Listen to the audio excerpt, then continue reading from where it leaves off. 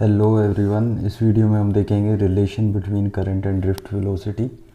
तो कंसीडर करेंगे एक सिलेंड्रिकल कंडक्टर जिसका क्रॉस सेक्शनल एरिया है ए और लेंथ है इसकी एल। ठीक है, तो इस कंडक्टर में फ्री इलेक्ट्रॉन्स होंगे। हम इसको एक बैटरी के साथ कनेक्ट करेंगे जिसका वोल्टेज है वी।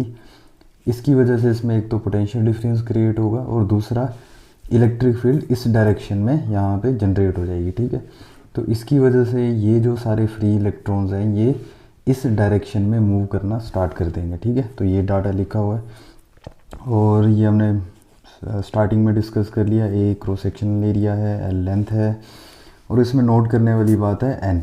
ठीक है, तो एन होता है number of free electrons per unit volume, या इसको इलेक्ट्रॉन डेंसिटी भी बोलते हैं। मतलब होता है एक यूनिट वॉल्यूम में, मतलब 1 मीटर क्यूब में कितने इलेक्ट्रॉन्स हैं उसको हम एन से डिनोट करते हैं। ठीक है, और जिस वेलोसिटी से इलेक्ट्रॉन्स मूव कर रहे हैं, ड्रिफ्ट कर रहे हैं लेफ़्ट साइड पे, इसको हम बोलते हैं एवरेज ड्रिफ्ट वेलोसिटी। ठीक है, तो ये जो कंडक्टर होगा इसका टोटल वॉल्यूम हो जाएगा एरिया, जो इसका क्रॉस सेक्शनल एरिया है ए, इनटू में लेंथ। ठीक है, अब बात करें टोटल फ्री इलेक्ट्रॉन्स की, तो ये इस केस में बन जाएगा एक यूनिट वॉल्यूम में एन इलेक्ट्रॉन्स हैं। ठीक है, तो टोटल वॉल्यूम में इलेक्ट्रॉन्स हो जाएंगे एन इंटू ए इंटू एल। ठीक है, अब इलेक्ट्रॉन्स इतने हैं तो चार्ज कितना होगा, तो क्वांटाइजेशन ऑफ चार्ज से हमें पता है किसी भी बॉडी में जो चार्ज होता है वो एन इंटू ई होता है, जिसमें एन होता है नंबर ऑफ फ्री इलेक्ट्रॉन्स।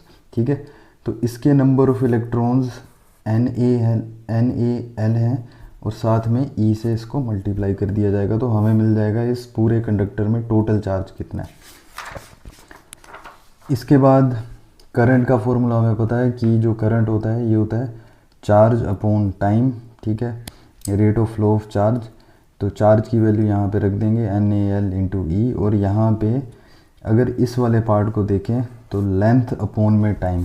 ठीक है, मतलब इतनी लेंथ ट्रैवल करने में अगर इलेक्ट्रॉन्स को टी टाइम लग रहा है, ठीक है, तो ये बन जाएगी इसकी ड्रिफ्ट वेलोसिटी। ठीक है, तो ड्रिफ्ट वेलोसिटी को हम लिख सकते हैं एल अपॉन में टी, मतलब डिस्प्लेसमेंट अपॉन टाइम। ठीक है, और इस फॉर्मूले को याद करने के लिए हम ऐसे याद रख सकते हैं वीना से, V D E N A. ठीक है, तो वीना से ये फॉर्मूला याद हो जाता है। तो ये था relation between current and drift velocity. Same question exam में कई बार करंट डेंसिटी की टर्म्स में भी पूछा जाता है। ठीक है, relation between current density and drift velocity. तो करंट डेंसिटी का फॉर्मूला होता है करंट अपॉन एरिया। ठीक है, करंट यहाँ से ड्रिफ्ट